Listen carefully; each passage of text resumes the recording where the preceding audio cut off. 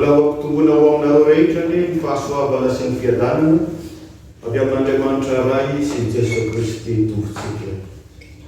Amen. Dia faly mamandry anareo fiangonan'Andriamanitra eto Peniela izahay ary manamafy ny fiarabana sy ny firariso eny misaorana koa ny ray aman-dreny mpitandrina ary ny mpianakavy ny fona rehetra eto amin'izao fiangonan'Andriamanitra izao. Dia fifaliana ho ahy mazoko mizara ny tenin'Andriamanitra aminareo. Mivavaka isika. Tonga ny fotoana ampahiray izanao anay Tompo. Fantatrao ny momba anay tsiraray avy. Fantatrao izay mahasoa anay. Aoka ny fanahinao mbola hitsilo. Ampahely andesy lahatra ary hampianatra anay hatrany. Dia mananteny izay fa hikasika ny tsiraray andayanao. Noho ny amin'ny Jesu Kristy tomponay.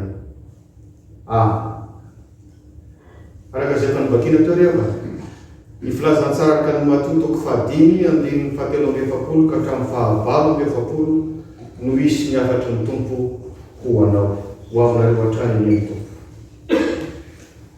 Efa zanak'Andriamanitra isika ka tsy tia manao ratsy intsony. Izany no loha hevitra izao afatra ny tenin'Andriamanitra ho antsika rehetra izao. Tsy tonga ho azy ny hoe ny filazan'ny tsara araka ny Matio no boky voalohany amin'ny testamenta vaovao. Fa natao hitodika voalohany amin'ny Jiosy io boky io, tahaka ny milaza amin'ny hoe tsy mitsaratra eo amin'ny testamenta taloha soratra masina fa mbola mitohy any amin'ny testamenta vaovao. Ilay Mesia mpanantenay natao amin'ny testamenta taloha dia tonga ary tanteraka ato amin'ny testamenta vaovao. Ary dia Jesu Kristy mihitsy eto no mitondra ny fampianarana araka ny fahafantatsika ny matotoko 5 hatramin'ny 7 dia milaza ny toriteny na ny fampianarana nataon'i Jesu Kristy teo an-tendrombohitra. Raha misy mantsy izay ny reharehan'ny Jiosy dia hoe izy ny tompon'ny fivavahana, andriaman'ny rery ilay Jehovah Andriamanitra. Ny testamenta taloha ihany no tena soratra masina. Ary rehefa mahavita manaraka tsakany sy andavana ny lalàna voarakitra ao amin'ny testamenta taloha dia ny lalàna Mosesy dia voavonjy ianao izay tahaka ny tsy misy dikany ny nanoloran'i Jesu Kristy ny ainy sy ny tenany teo ambony azy fijaliana. Izany legalisma juifa izany mihitsy no ahitsin'i Jesosy na raha maromarina kokoa hatsarain'i Jesosy ka mahatonga azy milaza meloro amin'ny 7:70 amin'ny matotoko 5 ity hoe aza ataonareo fa tonga ho andrava ny lalàna, antony lalàna Mosesy na ny mpaminany, tsy tonga ho andrava fa hanatanteraka. Saingy hanatanteraka izany amin'ny toe-pana kristianina, amin'ny fitiavana sy ny fahatahorana an'Andriamanitra. Ka rehefa mampatsiahy le lalàna Mosesy voarakitra re amin'ny testamenta taloha Jesosy dia hoy izy manomboka azy hoe efa renareo fa tsy zay fa ampino foana hoe izao kosa milaza aminareo hoe. Io le anatsara Jesosy hatrany ny amin'izay tokony hiainantsika sy ankarantsika lalàna. Ohatra, efa renareo fa maso solo ny maso, nify solo ny nify. Fa Jesosy milaza izao kosa milaza aminareo hoe aza manohitra izay manisy ratsy anareo. Tsara mampatsiahy antsika fa tamin'ny andron'ny Mosesy ny zanak'Israely dia sady fiangonana no firenena ka mifangaro ary tao ny lalam-pivavahana sy ny lalam-pirenena. Raha ohatra zany zao tsika maka ilay lalàna malaza hoe maso solo ny maso, nify solo ny nify. Zany ikeny mifototra iorenan'ny kôdy penala rehetra maneran-tany mba hisiny ny fitsarana sy ny filaminana eo amin'ny fiarahamonina, mba azo sazy mifanaraka amin'izay eloka vitany ny olona anankiray. Noho izany hoe mitory eny amin'ny fitsarana izany na tamin'ny andro Mosesy na tamin'ny andro Jesu Kristy efa fantatry ny olona, efa fanoan'ny olona rehetra. Eny isika koa zao mahanasoa anao izany rehefa tena ilaina izany. Araka ny teny soratra masina hoe ao ka ny olona rehetra samy anaiky ny fahefana lehibe Romana 12:20. Anisan'ny fahefana napetraka Andriamanitra izany fitsarana mba hisian'ny filaminana eo amin'ny fiarahamonina izany. Fa tahaka nanadinana Jesosy ny Jiosy tamin'ny fotoanandro dia manaraka antsika ny tenin'Andriamanitra hoe fa inona kosa nefa no mampiavaka antsika amin'ny olona rehetra? Inona ny mba halanenana ataontsika mialohan'izany hamazanak'Andriamanitra antsika? Dia raha ohatra ny 14:7. Tiava ny namanao, tu aimeras ton prochain. Le prochain dia fantatsika fa misy ny proche ao anatiny ao. Iza moa ny akaiky antsika? Ny ray aman-drenitsika, ny mpiray-tam-po, vady, ny zanaka, marina izany. Fa raha izany ihany ny tiavintsika, ny olona rehetra koa ny mba tia ny ray aman-dreniny sy ny zanany, tia ny vadiny, dia inona izany mampiavaka antsika? Na ny jentilisa aza ho Jesosy mba manao izany koa. Andao ndray raisina amin'ilay hoe namana le prochain. Angatsy mananamana daholo ny olona rehetra, na ny jentilisa aza. Totiany namana daholo ny olona rehetra. Dia inona izany mampiavaka antsika amin'ny jentilisa? Aza indrindra mahatonga amin'ny Jesosy ao amin'ny 7:7 milaza hoe ary raha ny rahalahy nareo ihany no arabainareo, mona dia ny jentilisa da tsy mba manao toy izany ihany ba. Izay indrindra ny mahatonga an'i Jesosy manampy antsika ny 5:7 hoe izaho kosa milaza aminareo hoe tiava ny fahavalonareo ary ny vavah ho an'izay manenjika anareo. Izany ilay ampiavaka antsika amin'izao tontolo izao. Izany ilay tsy hainy amin'izao tontolo izao atao. Samy mba mieritreritra kely sika manao izay todika ny fiainantsika. Efa amin'izany tokoa ve tsika izao? Sa mbola mitovy amin'izao tontolo izao ihany. Ino moa no antony amposia amin'ny tompo antsika hanao izany? Rehefa mamaky ny 5:7 ianao dia tsotra ny antony.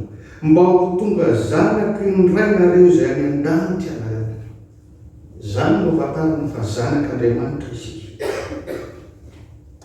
Manaiky fa tsy mora zany baikon'i Jesosy zany. Ary arahany toromarika, inona ny toromarika omeny antsika? Amin'ny 5:7 ny vavah ho an'izay manenjika anareo. Ny vavaka ny voalohany tokony ataontsika. Satria miara-miaiky aminareo fa rehefa misy olona manao ratsy antsika, dia mora tezitra isika, mora malahelo isika. Ary raha mba olombelona antsika dia sarotra ny mandresy, sarotra ny feany zany amin'ny herintsika fotsiny. Fa tsy maintsy mitodika amin'Andriamanitra tsika amin'ny alalan'ny vavaka tompoko. Nosotsika mifandray voalohany amin'Andriamanitra. Mba hidiran'Andriamanitra ao anatin'ilay fotsika tezitra malahelo. Mba nanantsika ny toe-tsaina sy ny fomba n'izany hoe zanak'Andriamanitra miatrika n'izao tontolo izao. Ka mahatonga antsika mahavita mamela-heloka. Eny afaka hity azy, afaka hivavaka ho azy. Ary azotsika atao zany araka ny tenin'Andriamanitra hoe izay rehetra nandray azy izany Jesosy Kristy dia nomeny hery ho tonga zanak'Andriamanitra. Io ilay hery nosotsika manao izany. Azo atao tsara zany, izany hoe mivavaka ho an'ny fahavalo zany. Tsy teny fotsiny zany fa tena niaina amin'i Jesosy. Teo ambony azy fijaliana izy dia mivavaka ho an'ireo izay nanombo azy, ireo izay nandatsy azy. Raha eo mamelany helony fa tsy fantany izay atao. Mivavaka ho amin'izay ahatsara azy fa tsy hoe mivavaka manozona na manjoloza. Mametraka antsika koa amin'ny toerana zanak'Andriamanitra zany. Mametraka ireo olona izay malerona antsika eo amin'ny tompo. Antombory mbola tsy nandramanao mihitsy zany. Fa hitanao zany hoe Andriamanitra miasa, manamaivana ny fahatezerana sy ny alahelo, manadio ny fonao. Andriamanitra no mifampitondra amin'ny olona izay malahelo anao.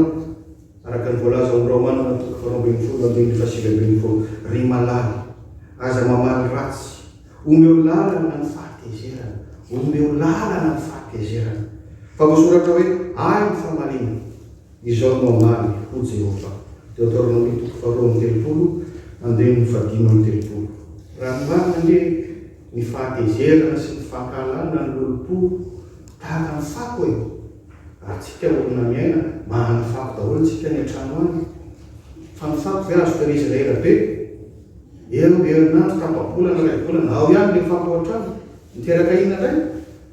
teraka aretina teraka fofona na mipetraka ao an-trano aza makamanao tsisy tsiro ny fiainana hanimba anao fotsiny zany hoeto eo amin'ny tompo mba ho dioviny